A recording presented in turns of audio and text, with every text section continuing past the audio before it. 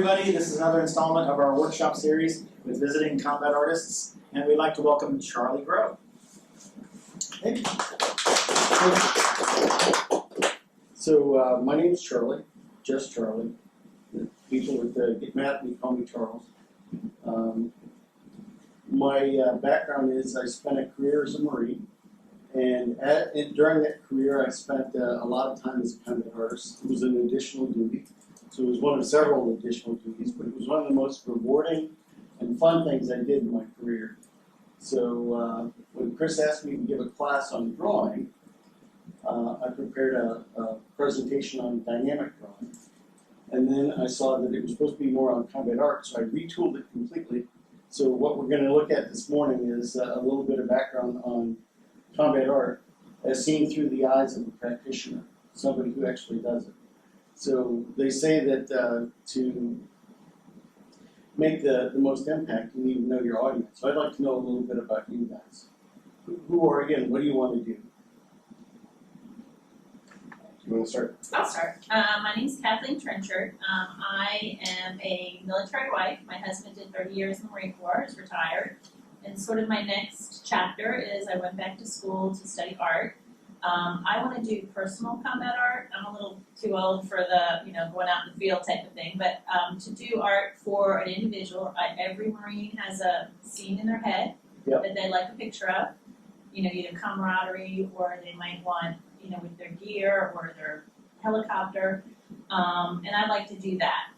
Maybe also formal pictures, like old school uniform above the fireplace type of thing too. I'm a docent here. I've gotten involved in the combat art gallery, and I want to help with that and with Chris and his legacy of combat art.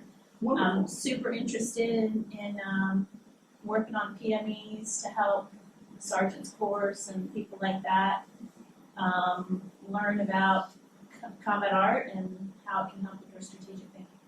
Okay, wonderful, wonderful. Kathleen. Kathleen. Thank you, Kathleen. Hi, I'm Rhonda. Mine will be a whole lot shorter, but I'm a wife of a retired Army colonel, and I currently went back kind of in her same thing, but I just finished Mary Washington in December. Okay. I have a long history of medical work business, but I decided to study human geography and historic preservation. So, and I'm also an artist. So I am interested in a museum type setting and maybe museum type work. Okay. And this just interested me, so I wanted to come watch. Wonderful, wonderful. Thank you. My name is Haley Novak. I'm a Marine Corps captain currently stationed here at Quantico. I'm a communications officer. My unit I'm at now, we travel around each of the MEFs and plan MEFXs and big exercises. So I'm on the road a lot. But growing up, I thought Pixar was the coolest thing. I was like, this is what I want to do with my life. I saw a Pixar story documentary and I thought, man, this is it. But went a different direction completely and went to the Naval Academy and did not study art at all. But I do it in my free time, and it's what my whole basement is dedicated to this craft room, and it's what I really love doing, and so I'm really excited to get involved in this community and try to learn more. Well, thanks, Haley. Appreciate that. Gannon Beck. I'm prior active duty Marine, been on active duty for a long time, come from a Marine Corps family, been around it all my life. Got out of the Marine Corps to work on my art and found kind of my way back to doing art for Marines to do like unit logos and that sort of a thing in my business, but I'm also an art director for a screen printer in Northern Virginia. Okay, excellent. So, yeah. Excellent. And I do comic books too.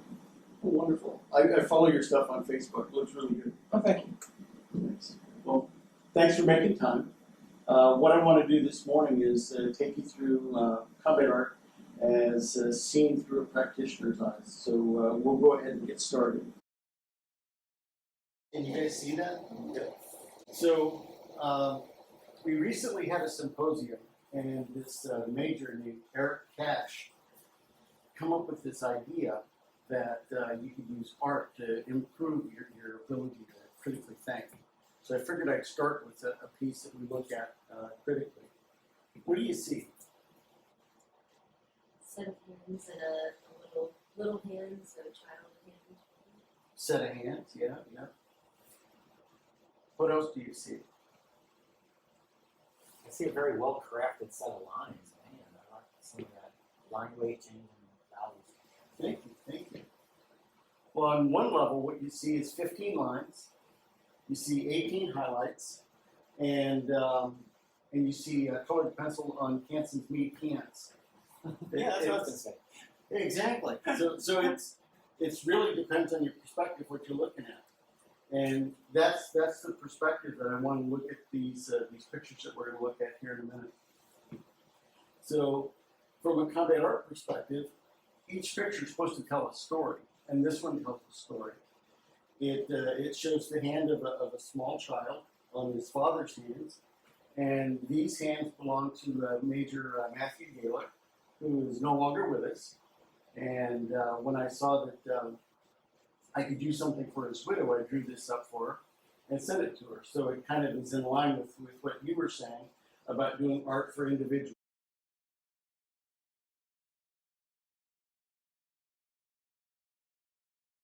So what we're looking at here is a sketch that I did from Desert Shield, Desert Storm. And it's pretty indicative of the work I did while I was in the field. And what we're looking at specifically is Rub-A-Dub laundry marking pen on acid-free paper in one of those black-bound sketchbooks. I had five or six of them, and I tried my best to fill them with stuff like this. At the time, we had cameras, of course, but they were film cameras. And so if you wanted to draw from the picture that you had, it took weeks for the film to get processed and back to you. So a lot of what I did was plein air, directly from life. And what you see here is Corporal Benzo Haynes at chow time with Headquarters 1st Marine Division on Thursday the 10th of January 1991. And you can tell that he's sitting on a cot, that he's eating from one of those flimsy little trays, that he's got a poorly made plastic spoon, and that he's trying to eat hunkered into the cold. He's wearing a jacket. So there's lots of stuff that you can tell from the situation just based on what's on the drawing.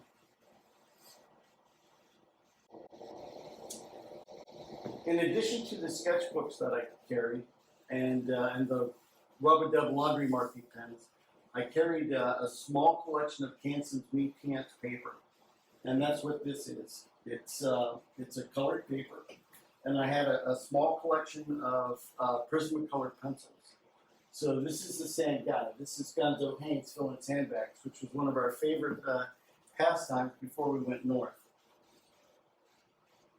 So as a combat artist, I was restricted to what I could carry.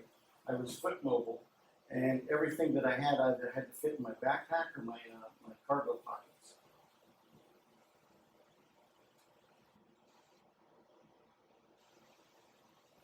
This is another sketch that I did in the Gulf. And what do you suppose it is? What's it made with? Prismacolor, maybe?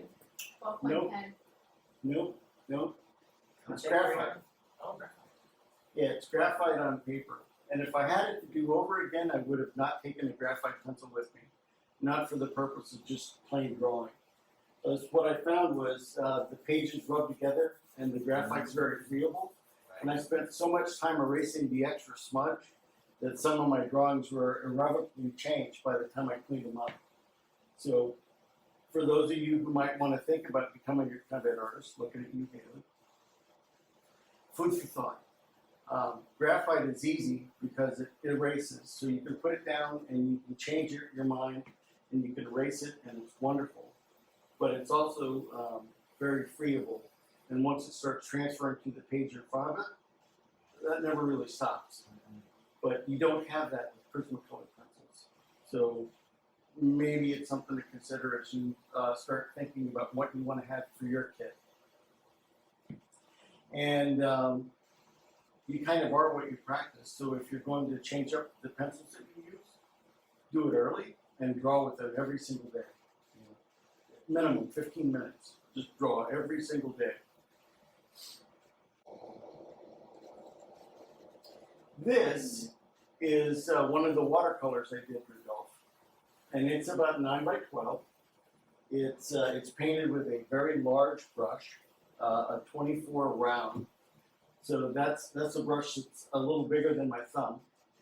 And I tried to go with the biggest brush I could get because it makes you simplify what you're doing. And if you start dissecting what's painted there, there's very few splotches of color. It shows Corporal Birch and Lucky the Wonder Dog in Kofji after the battle. So as Marines are want to do, they often find animals somehow, and they adopted this as the unit mascot. But all that's on the paper is the graphite lines that I drew and the watercolor paint. And then if you look at the dog, there's highlights in the fur, and there's highlights in his eyes. And I had a little pocket knife with me, so I just scratched those out. So I didn't have any white paint. My palette was pretty basically 2 reds, 2 yellows, 2 blues, and it's a cool red, a cool blue, a cool yellow, and then a warm red, warm blue, warm yellow, and a neutral tint. And I mixed all the colors that I got there with using that palette. Are they 2 watercolors or are they like dried cake watercolors?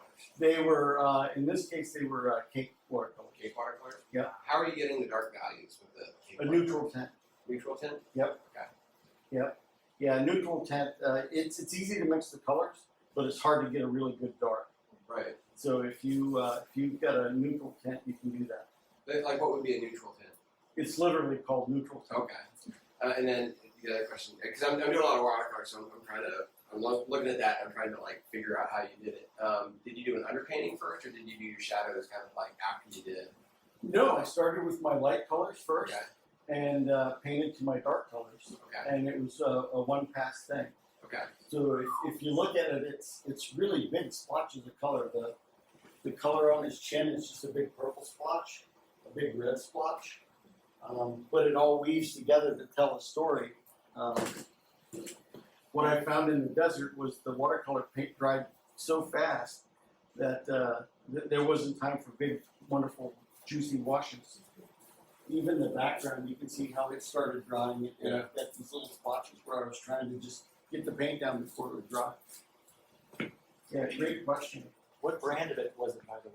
Because that's exactly what I was going to ask. Is it Tube or Blanc or Dickley?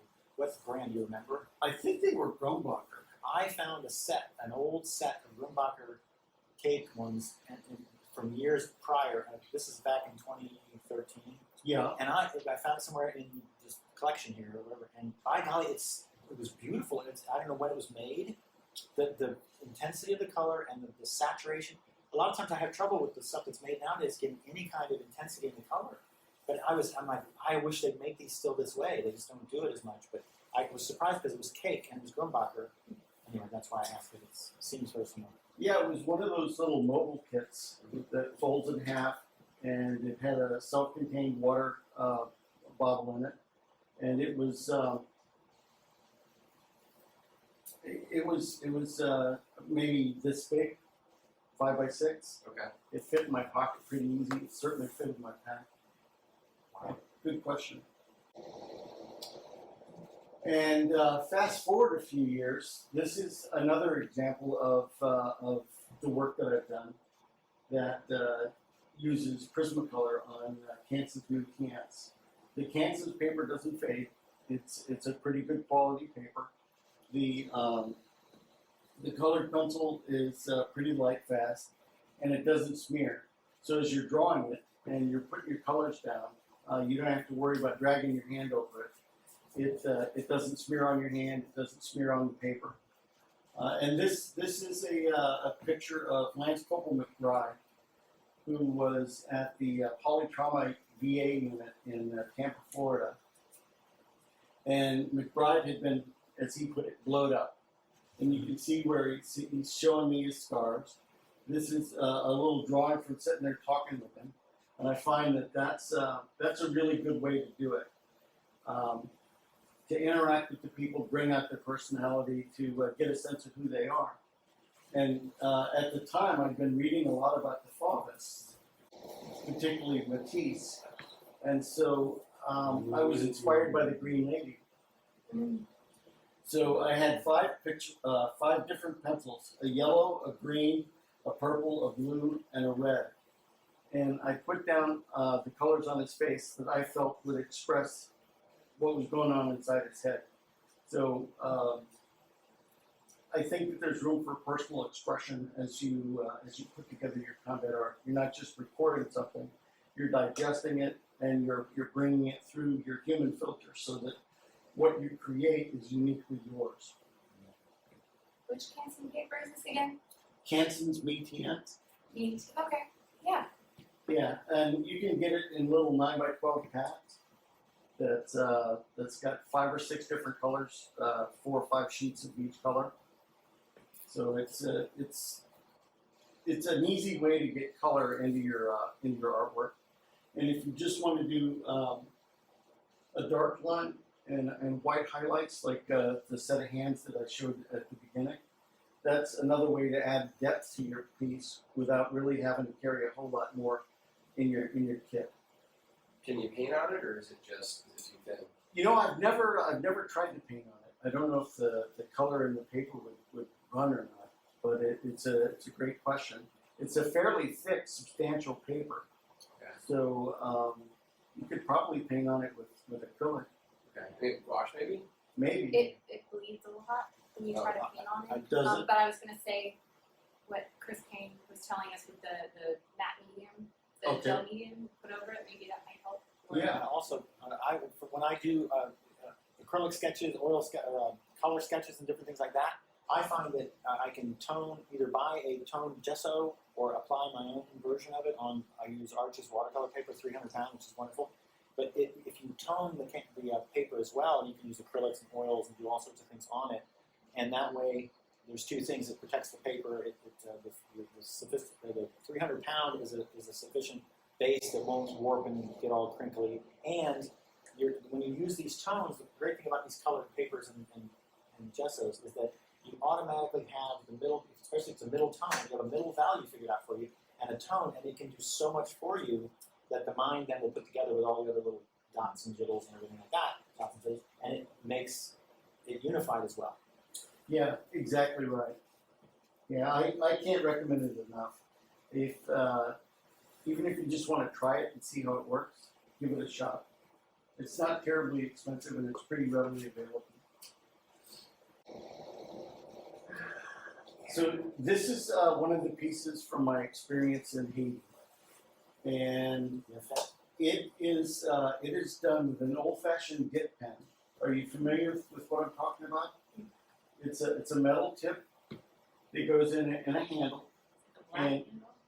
Into most of the handles are black. Yeah, that's like from 40 years ago, right? It's from longer ago than that. I mean, that's what I remember 40 years ago. Yeah, you can still get them. Yeah. But it's a really simple addition to your kit to have a bottle of India ink and a dip pen, and it's easy to clean. It holds up well. If the ink gets wet, it doesn't bleed. But this is done after the fact.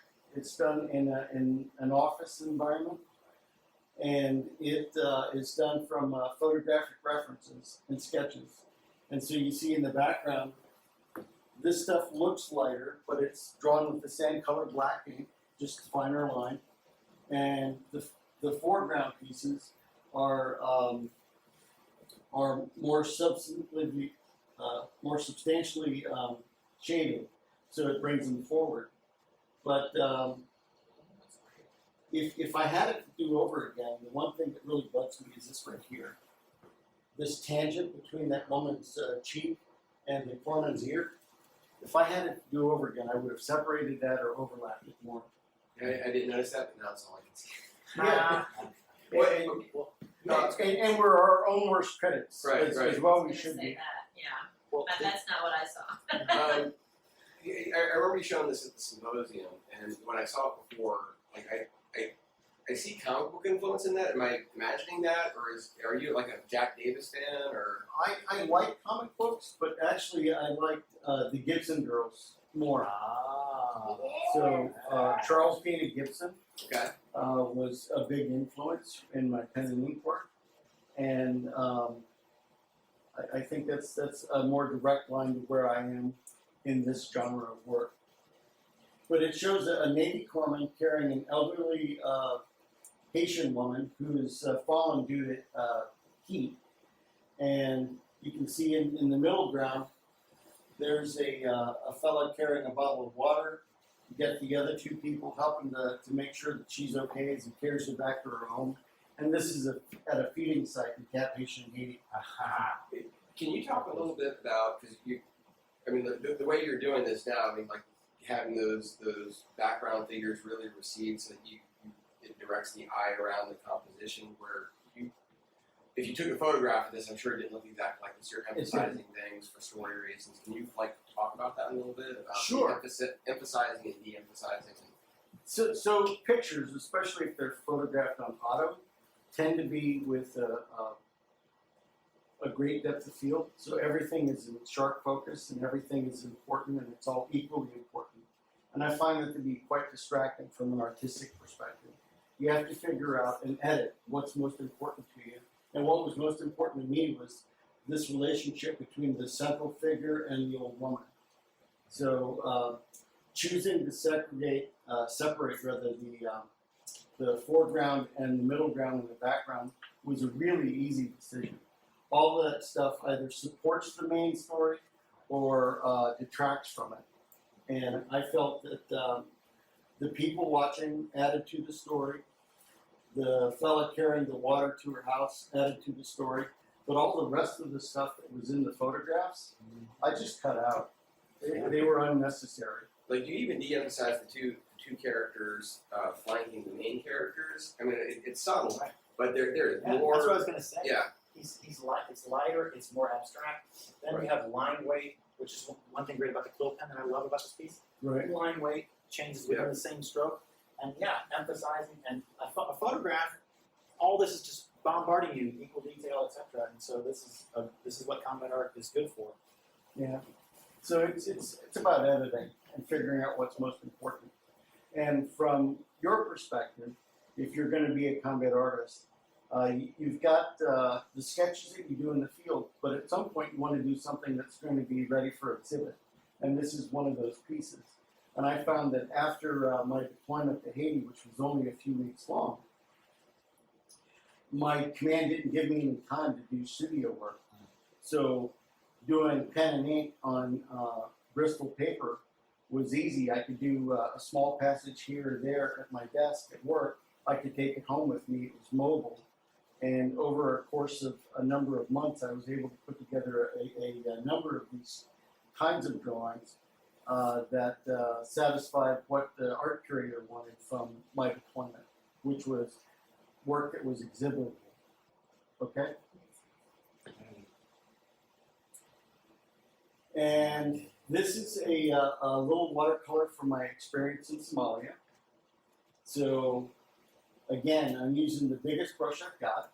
I've got a different little watercolor kit from what I had in the Gulf War. So I've got passages that I didn't have to mix. These yellows are actual yellow ochre. So you see a change in the way it looks. And it's partly from sketches and partly from photographs. So you get the same thing. The background is really simplified so it doesn't take away from what's important, which is watching these little kids watch Marine engineers build a soccer field for them. And the people are generally drawn from my imagination. They were moving too fast for me to get down in my sketches, so I just indicated them with a few lines. And then when I was able to do the watercolor, I recreated them based on my memory. So they're very gestural, they're very simplified, and I think they're successful. But it's another case where I had a camera, but it was a film camera, and to get the pictures processed and to work from them would have taken weeks. And yes, ma'am. So something I see there that I struggle with when you kind of composite a picture is the light, how the light affects each individual. Can you talk a little bit about that? Like I see how that's, especially the girls in the front, there's a strong shadow and light. You know, what are your thoughts on that, on when you're putting, like, collaging a picture together from? Well, I think that it's best to have a single strong light source. So in this case, I've got a light source that's up above them and behind these people. You can see where she's rim lit. Right, and that's what caught my eye. Yeah, and it unifies things. The second you start coming up with a second light source or a somewhat diffused light source, it becomes confusing quickly, and it can ruin the cohesion of your piece pretty quickly. I hope that was a good answer. Yeah, I just struggle with when you're trying to put sketches and pictures together from different situations that Right. the light is different and so it's Absolutely. mental, it's like a puzzle. Yeah. How would this Yeah, light you have to observe the way the light touches stuff and creates the forms that you're trying to replicate in your painting. And I think that that's best mastered by direct observation and lots of practice painting from life. And then this last piece is a studio piece. So when I became a combat artist, I was a young enlisted guy. I had no formal training, and the art curator gave me a provisional assignment. Donna Neary had done a series of portraits of uniforms, and so my assignment was to do a series of portraits of vehicles in the Marine Corps inventory at the time. So this is one of them. It shows an 800 series truck at Camp Lejeune, and it's in the rain. It's in a mucky environment, and I was able to paint this in my shop while on active duty.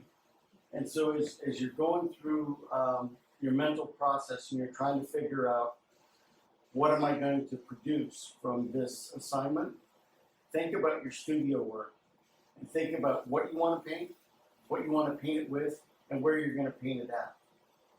If my shop hadn't been kind enough to carve out a little place for me to paint, I would have not been able to put this together. I didn't have the place to do it at home, like you were talking about your room downstairs.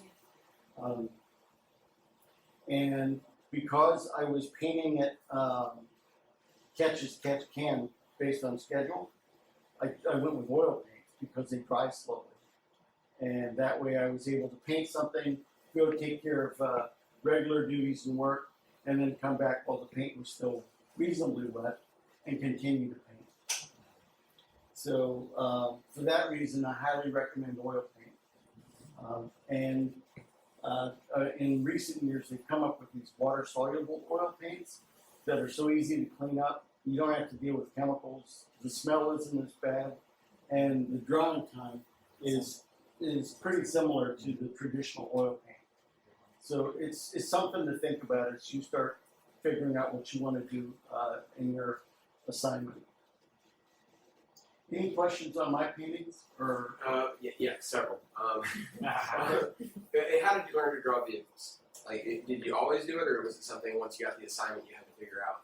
no, it was a little bit of both. I'd been drawing from life a lot, and I tended to draw more people than stuff. But I liked to draw as a kid, cars and tanks and planes and things like that. But the three things that was most difficult for me in this painting is this ellipse, this ellipse, and this ellipse. Yeah. They go back in space, they get slightly smaller, and drawing those things was such a pain. I don't know how many times I did them over, but it was multiple times. So you're not putting like an autograph, like No. projecting it. You're drawing this. You're not Right. tracing it, right? Right.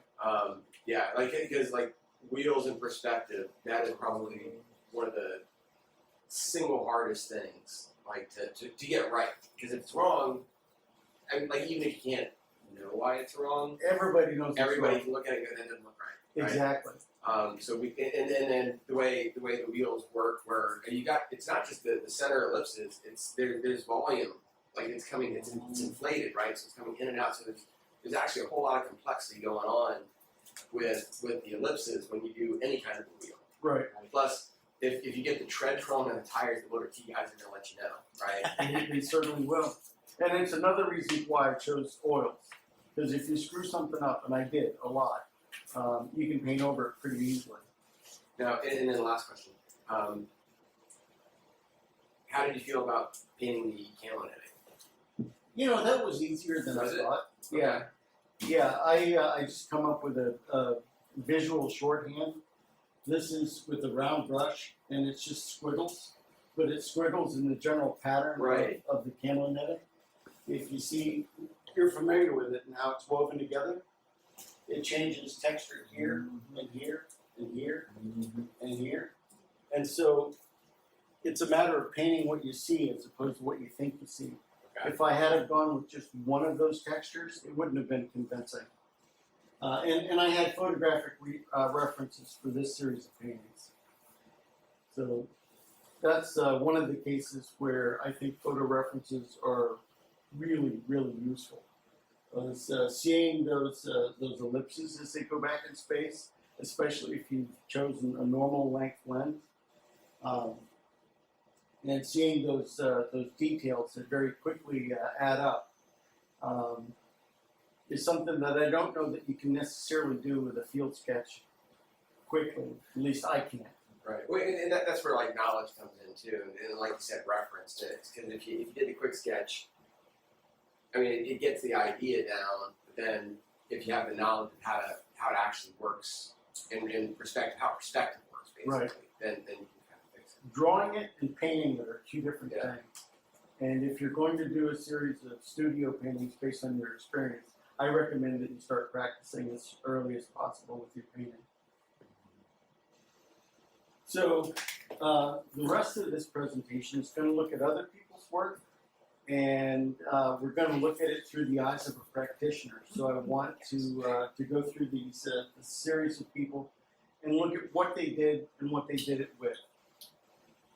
So anybody know who this is? Clyde Edwardson. No, No? Oh, darn it. it's John W. Thomason That's John W. Thompson. as a lieutenant. Oh, how young he looks there. Yeah. Who else he looks like? Yeah, I got it out of the school library in Texas, where Really? his collection is stored. Wow. So Thomason is considered the grand old man of Marine Corps combat art. He was a World War I veteran. He was an infantry officer. He was a recipient of the Navy Cross, and this is an example of some of his work. So World War I is before cameras become popular. A lot of the work that you see, you can kind of determine for yourself whether a camera was involved or not. Camera was not involved in this. This is on the back of a book called Sketchbook, and they've got a copy, or they used to have a copy over in the Marine Corps Library. Check it out and see what his drawings look like, and sip it in slowly. It's wonderful. I love his work. By the way, is that dip pen? It's dip pen. Yeah.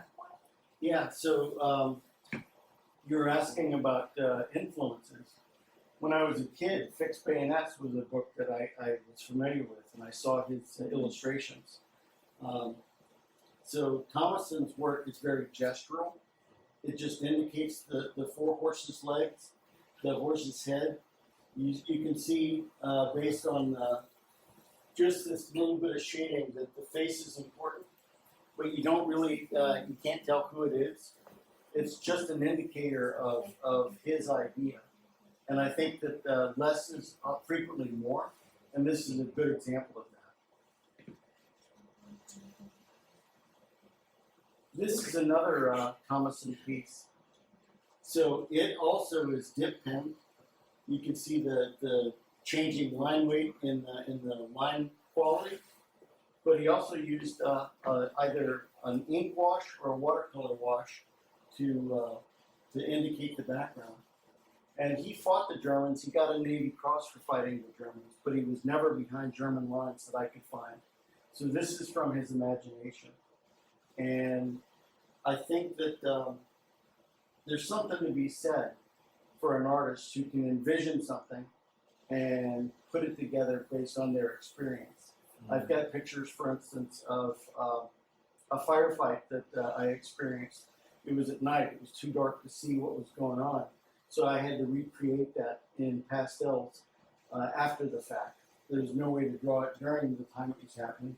And it was an important enough event that I wanted to make sure that I recorded it. So he's able to tell a story of what it was like for a German to throw a grenade at the Americans, and he does it using his ability to observe and recreate a natural living body with volume and form and mass. So the lesson I think to come away with from this is study humans, draw them often, and draw them from life, and you will reap the benefit from that in all the work that you create as a combat artist. And this last piece is either a watercolor wash or an ink wash. I'm not sure which, but you can see that he's given up the dip pen, and his lines here are done with a brush. So he's got one brush. His wash in the background is not very uniform or neat, so it's not a very big brush. And we were talking about editing things out that are not important. This German in this spot here is just indicated. This Marine, we've only got the one leg. We've only got the one leg on this guy. So he's indicating what the experience was like for him with the fewest number of strokes possible. A lot of lost edges too. Like, Tons of lost yeah. edges. Yeah, like this passage right here, there's no line. There's no line on the edge of the arm.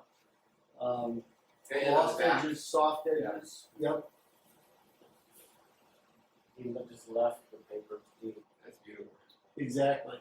the helmet. So a dip pen, a brush, some ink, maybe some watercolor, and you've got a small kit that you can carry with you that's easy to maintain. This next person was a friend of mine. He was a dear friend and a mentor. His name is Charlie Waterhouse. If you're familiar with the Marine Corps Art Collection, all of you know that there's hundreds of works in the collection by Charlie. Charlie was an enlisted Marine, an infantry Marine on Iwo Jima. He gets wounded and he gets out of the military. So in Vietnam, he comes back as a civilian combat artist for the NACAL program, the Navy Art Cooperation and Liaison. And he does 2 tours in Vietnam.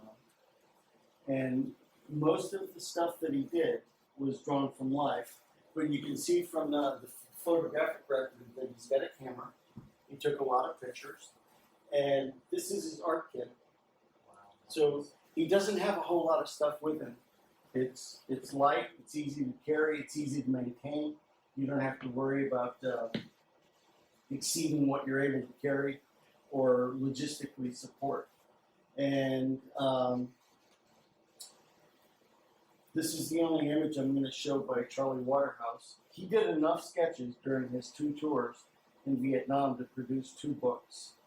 In February and March of '67, he went for 6 weeks, 8 weeks, and he produced almost 500 sketches. So do the math, that's several sketches a day. Drawing, drawing, drawing. He lived to be 90, and in the majority of his years as an artist, he drew from life every single day. At a certain point, that becomes muscle memory, and you're able to see things and develop heuristics so that you can simplify at a glance what you're trying to record. And these are some of the drawings that he did on the covers of the books. And if you look in from Delta to DMZ or from Marines and others, If you look, especially Delta DMZ, you'll see very similar to John Thomason. You'll see a difference in technique depending on what he's depicting, or some are more rapid than the others. Some are obviously drawn on different things, different textures, and he has a wonderful range of it, and it's great to see in his book. So I recommend checking that out too. Yeah, I think both the books are available at the Marine Corps Library on Quantico, and I would recommend that you look at it and try to learn from him what you can. Come on. This next picture shows one of my friends and mentors, Jack Dyer, here on the left. He was the art curator for 34 years. In the middle is Tex Parks, who was one of the artists in Vietnam. And to the right is one of the better known artists from Vietnam, Henry Caselli. Jack Dyer had a camera with him. He had a Pentax K1000. It was a mechanical, physical metal piece of equipment that held up really good in field conditions. But the film that he produced, and she shot thousands of slides from his experiences in Vietnam and with UN missions and all. He never became a slave to the camera. This is one of the pieces that he did from Beirut. So he gets deployed to Beirut after the bombing, and he finds this boot laying there with this twisted carnage of the building behind it. And he's got a permanent brown marker that he makes his lines with. And then he does a watercolor wash over it. And he's able to say an awful lot with very little. I think there's a lesson there as a young combat artist who's thinking about going on your first mission. You can do more with less if you put your mind to it. And with those same tools, Jack put together this portrait of the barracks that was exploded. So you can see the twisted rebar, the rubble, and it's easy to tell from this one picture that he's not a slave to the photograph. He liked to draw from life. He liked to be inspired by the photograph, but he wasn't one to copy the photograph diligently. In later years, he actually relied on his camera in a different way to provide a source of inspiration. He would photograph things in video mode and then paint from the video. That way, it was more like real life. Things would come and go and they would pass, and he wasn't stuck with very stiffly replicating what he saw in his picture. Yeah, that's probably a good idea to do like live pictures. You know, where you can set your Apple phone on live. Right. Take it so you can look at a That's a version. good idea. Before and Yeah. after. That's a real good idea. Yeah. I find that when I work from a photograph, I tend to struggle with figuring out what I can take away, what I can minimize. And some of the pieces, especially my earlier pieces, are just overworked to death with details and things that don't really matter. They compete with the main focus.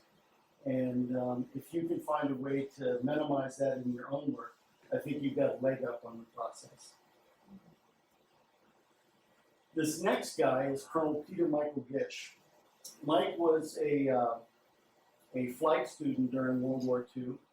His brother was killed in combat during World War II, so he was given a pass in Korea, but he becomes a combat artist in Vietnam, and he's recalled from retirement in Somalia and northern Iraq. So this shows Mike in the field in Somalia in his chocolate chip uniform, and he's got his French box easel and he's painting from life. Yeah. And that sounds a little crazy if you're thinking about a combat zone, but Somalia was supposed to be a humanitarian mission that devolved into a combat mission. So here's one of the pictures that he did from life. You can see that he's behind the line of safety, behind the Marines. He painted with one or two brushes, usually like a 20 round. And this series of openings in the building back behind it are just little stripes of color. The mass of humanity back there are little blotches of color. But at a glance, it reads like it should. It tells a story. And Mike had a simple palette. He had 2 reds, 2 blues, and 2 yellows, and a neutral tint. So all these colors that you see match or mixed. The greens, the purples, those are all mixed from those colors. And if you want the colors, I can tell you what they are. I was just gonna say, so talking about slave to detail or photographs, etc. He's not worried about I gotta paint every chocolate chip, whatever. So he's hinting at he's letting wet on wet do things. He's showing value and the hue, but he's not worried about every little fold or every little detail with camouflage. Right. Is he drawing before he's painting? Is Yeah. Any, yeah. Yeah, so from a process perspective, he's got a graphite pencil. He makes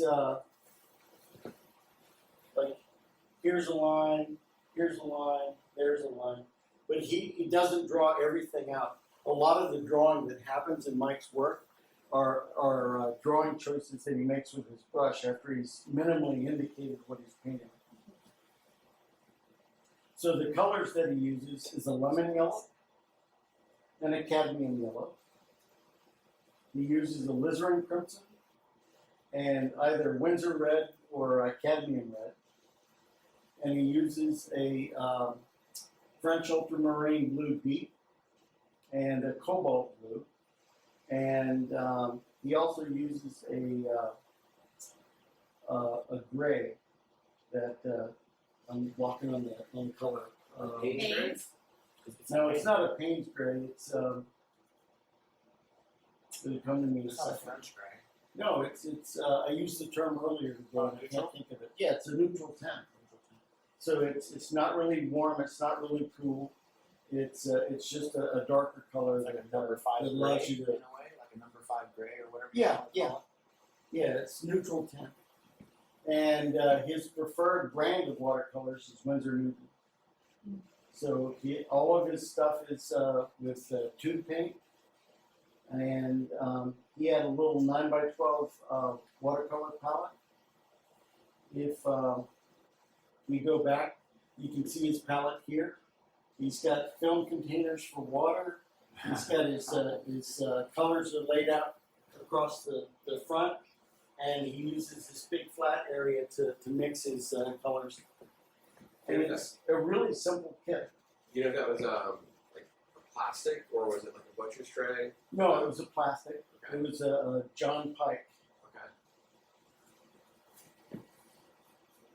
I think it's interesting too that his pose is like Victor Uhas was talking about the pose that you see lots of Marines on duty standing that way. The painting? Yeah, the way he caught that Marine was probably on purpose because you've seen lots. That's his the pose he returned to probably a lot. Yeah, you're absolutely right. So it's called the contrapposto pose. Right. And the Marine's got his weight on one leg, his left leg, as we're looking at him. And you can tell by that his feet are probably sore, that he's done with standing post. He'd rather be doing something else. And it's just a subtle part of the story that I think he captured pretty nicely. And one of the things I'll say about his choice of brushes and his limiting his palette, the great part about that, if you only have 2 brushes you're using, or 1 brush, or 6 colors, is you have to make choices and you have to stick with them and you can't dilly-dally, and if it's hot out there and he's watercoloring so it's drying, he's indicating everything, but he's doing it in such a way that it's all balanced. And it may or may not be a perfect color. He's not trying to replicate it, but everything is unified, there's great value, and everything is suggested, but it's real, and yet it's not real. It's a wonderful piece of artwork here. Yeah, it's his personal impression of the scene. So. Okay, so I've never been in this situation person. So he's got like there's the safety line that he's behind, right? Right. You got the Marine on duty, and then you got the crowd that's off in the distance. Was there a specific amount of distance the crowd was allowed to get to the safety line, or like how is that? It depended on the location. Yeah. So depending on what they were doing, if it was a feeding site, the crowd was allowed to get a lot closer. Mm-hmm. In this case, they're held off several yards. Right. Yeah. Because like that's the story here, right? It's in the Marine on duty, but it's also like the distance between them, right? Exactly. And And- his gaze, the way his head is up, it shows that he's watching them at that distance. Right. So it's all tied together. Right. And his helmet is rimlet. So your comment about a light source earlier is reinforced here. But not only that, but look how he put the helmet in. I don't know if he saw it that way or if he positioned himself that way, but the helmet is like right in that door archway. Mm-hmm. It's not against a flat building, so that your eye hits that part. So I went to Rhode Island and painted with Mike Gish on several occasions for years, and he was not a slave to what he saw in front of him. If something needed to be moved for the sake of a composition, he would move it. So it's entirely possible that this archway here had to be moved just to be able to highlight that helmet. I don't know. I wasn't there for this particular painting, but you're making little choices that don't fundamentally change the integrity of the story you're telling, but add to the artistic interpretation of what you're trying to do. So Mike is a studio painter as well, and this is one of the pieces from his experience in Somalia. It's a large oil painting. It's the size of that painting behind you two ladies, and if you look at it, it's got the same exact palette. He's painting with those colors, and it's not labored for detail. So to zoom in to see the head of the child who's dying from hunger, he's not worried about smoothing out the paint and blending in the ribs and all that. These are expressionistic strokes that indicate ribs. They're expressionistic strokes that indicate a hand. The closest he comes to blending is this highlight on the forehead of the child. So he's very much in charge of his artistic process, and he's not a slave to the photographs that he had to take to paint this in the studio later. So, any thoughts on Mike Gish's work? You almost see in his oil painting work. Is he working very transparent with this? Because it almost He does looks like work it's very more, transparent. yeah, it almost looks like his watercolor work. Yeah. It's there are opaque passages, but a lot of it is very transparent, and some of that's based on the colors that he chose. This next picture tells a story about Chief Warrant Officer Mike Fay. He's doing a plein air piece of a radar assembly, and I don't remember if this is Iraq or Afghanistan. I think it's Afghanistan. But it supports the fact that he painted from life. And it shows you that he's got a roughly 9x12 watercolor block. You can see in his hand that he's got a small brush, a big brush, and a pencil. So it's a small kit. And I know that he liked those watercolor blocks, those small foldable kits. So what you see there is from one of those. It's the colors that come with the kit, and I don't know what his palette was. I don't know if he restricted himself to a subset of those colors or not, but It may be Iraq because he's missing the mustache that I think he had in Afghanistan. yeah. Maybe. And there's a 2-story building here, so that probably makes it Iraq or Yeah, probably Iraq. Bahrain or somewhere. And I wanted to focus on this. This is the result of a number of photographs that Mike took in a kinetic environment.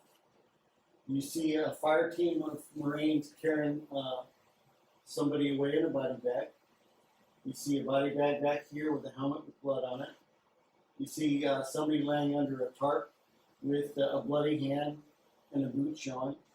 And you see Lance Corporal Fuller in the foreground, who's very obviously mourning the loss of his comrades at Ubaidi in Iraq during Operation Steel Curtain. And he could have cropped it like this, and it would have told the same story. But I like the vertical that he chose. I like that it shows the Marines caring for their fallen.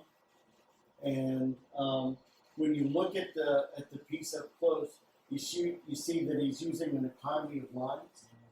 He's using an economy of color, and you see the effect of that one big brush that he preferred to use. So if he can tell a story that tugs at your heartstrings like this one does, with a small number of things, you can do the same thing. Mike's no different than the rest of us. You're just at a different point in your journey. And when we brought Mike on initially, he was a little raw, like we all are in the beginning. And he's developed into an incredible artist over the last few decades. And I think that one of the things that they did for me to prepare me for my first mission was they brought me into the art collection and let me look at the works of the people that came before. And I would recommend that you do the same thing. Specifically look at Henry Caselli. Henry Caselli is a unique individual in that he was one of two that was brought in as a combat artist as a primary MOS in Vietnam. He's decorated with a Bronze Star and V for combat art in Vietnam. And he starts as a very raw artist. And his year-long tour in Vietnam, you see the work develop over the course of his time there. And looking at that development is something that I think influences you in a way that is really valuable. It's something to think about. All right. This guy is a World War I combat artist. His name is Kurt Eby, and he's drawing with a brush. He doesn't have a camera. What he's doing is from memory. And fast forward to World War II, he was a combat artist in World War II with the Marines. He hit the beach at Tarawa with the Marines during World War II, 1943. And a lot of his pictures are like this. They're roughly drawn charcoal on paper. And I don't know how he kept his charcoal dry. I don't know how he kept his paper dry.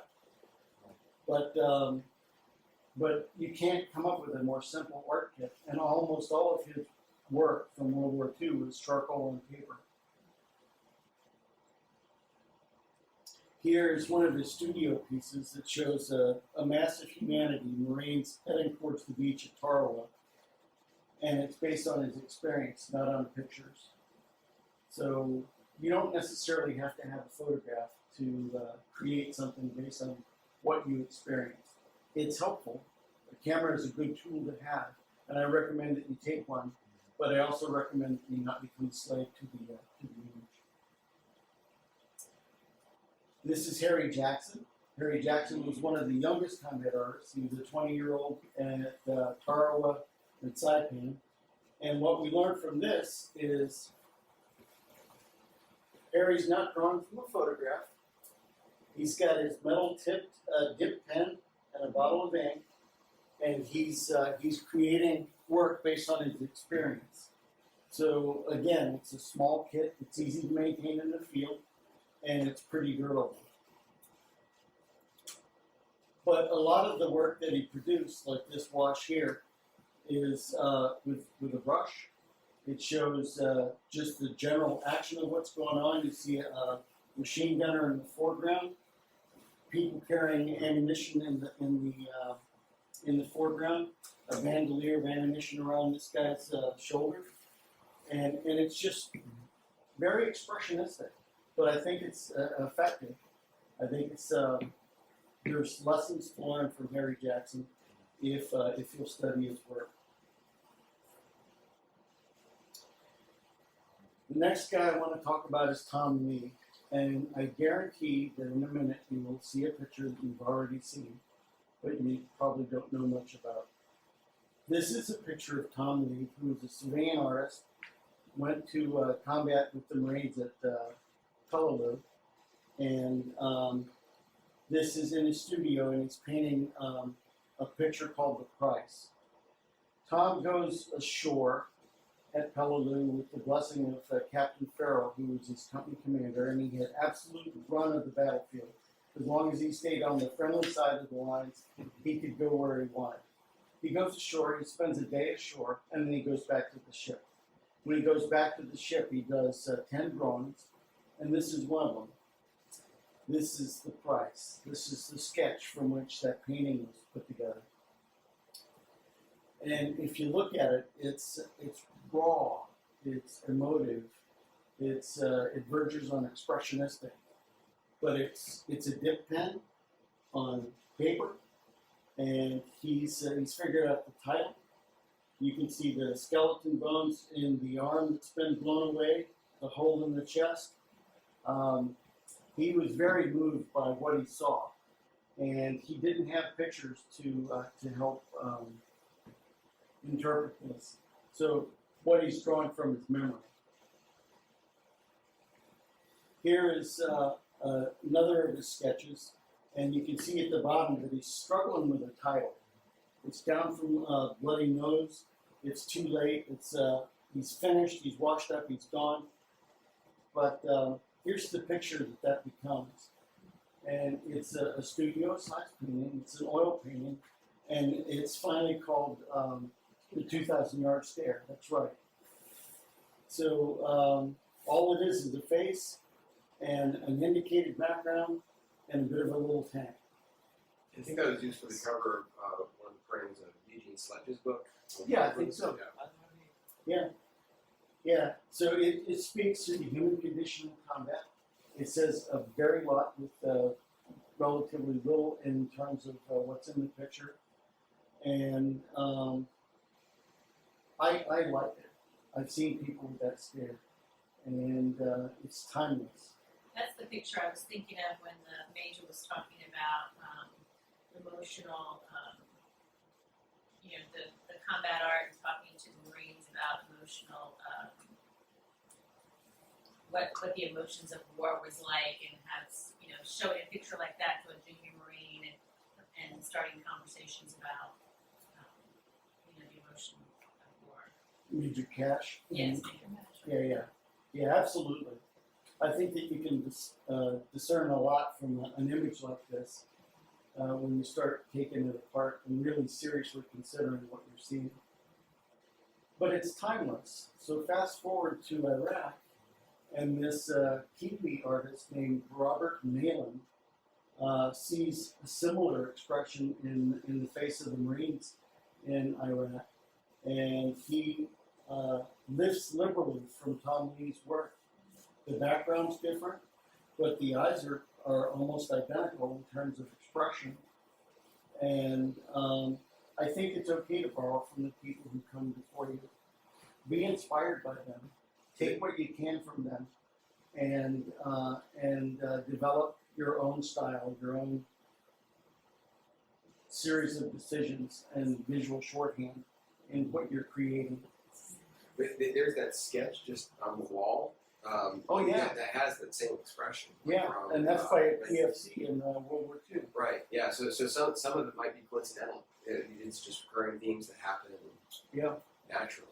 yeah, exactly. Or maybe that's the narrative that's the thing about war that doesn't change is the 2,000-yard stare. I think you're absolutely right. We're getting to the end. This is John Groth. John Groth was one of the first artists in the collection when it was reconstituted in 1967. John was a world traveler. He documented about 8 different combat zones. He was an art director. He was an art professor. He served at Pratt and at Parsons. And what you can see is he's got a marker and paper. And this is him drawing at Quantico getting ready to go to Vietnam. So he's got a relatively small kit. And we're going to look at just one of his pictures. He used something called the speed line. It was his technique. And to zoom into a part of this, which shows Marble Mountain in the background, water buffaloes in the middle ground, Marine checkpoint on this point between rice paddies, and if you look at it, this arm, for instance, is indicated with 3 or 4 different lines. This leg is indicated with a half dozen different lines. There's a frenetic quality to his line work. He didn't rely on photographs much at all. He drew from life. He drew from direct observation and from memory. And I don't know what he used in terms of watercolors, but this is one of his studio pieces. So I think that in the field he restricted himself to a pen and paper. And when he got back to the studio, this piece is about that big there. He had a small number of tubes of watercolor, and he simply washed over these big drawings. And last guy, this is Jack Carrillo. He was one of my Marines. We selected him to go to Iraq. This shows him with 2 of his finished pieces from Iraq. And Jack had a small artist kit. He carried pencils, Prismacolor pencils, and watercolor. And this shows a Marine at their staging site in Kuwait. And Jack had a small digital camera. He was able to take the picture and then look at the back of the camera and use it as a visual reference. But early in the war, he had an accident and his camera was destroyed. So the majority of the pieces that he wound up doing were drawn from life or from memory. And this is one of them. And I think that with this expressive pencil work, it relays to you the sandstorm that he's depicting in April 2003 better than something that was drawn more completely or with greater control. There's an expressiveness to his line quality that is uniquely Jack's, and I think it's ideal for this situation that he's depicting. So with that, are there any questions? You want to have a quick discussion before we get to drawing?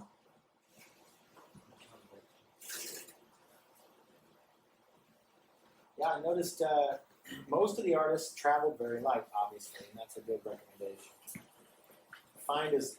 Find what you can use that is as little as you can use, but you can save much with.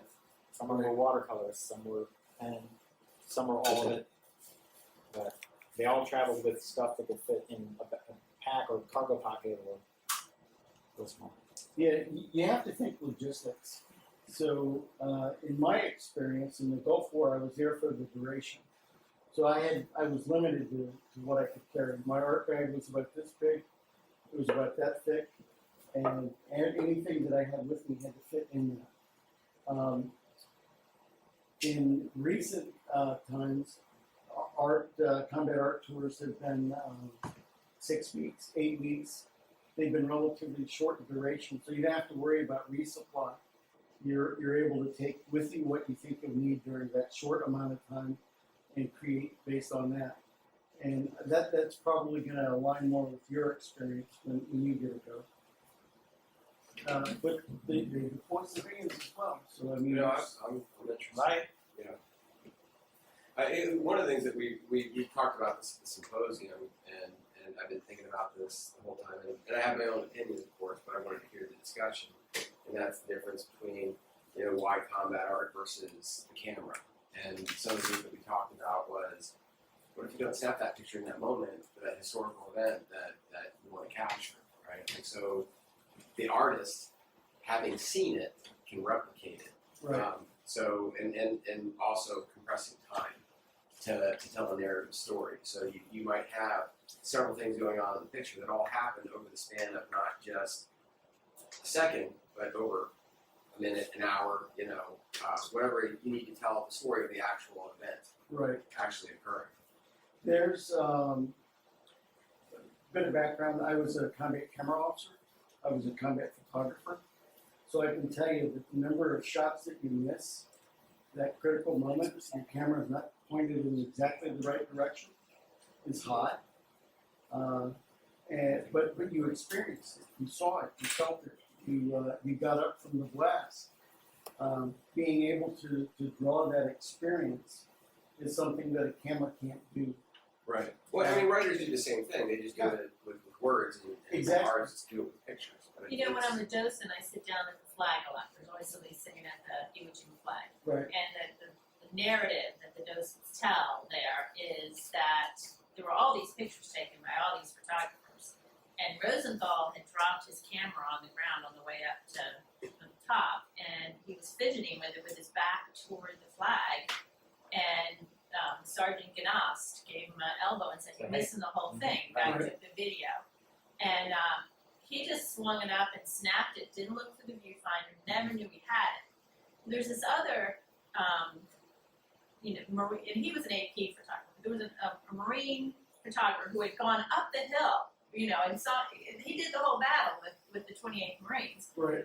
And he had posed this thing, so he saw the small flag coming down and the big flag going up at the same time, which was very important because that way they weren't going to fire at them thinking they were Japanese taking the flag down. Right. So it was a whole narrative that this guy posed and thought about and took the picture, And and no one's seen that And picture. by the way, it's a good historical documentation. Oh, it's a And great- they've used that photograph, by the way, to find out who exactly was in the flag races. Which is Right. awesome. All that's, but it's not, it was not artistically compelling as the Rosenthal accident Right. picture. Right. I mean, so that's, in a way, you can, compare that to actually painting a narrative as opposed to just documenting.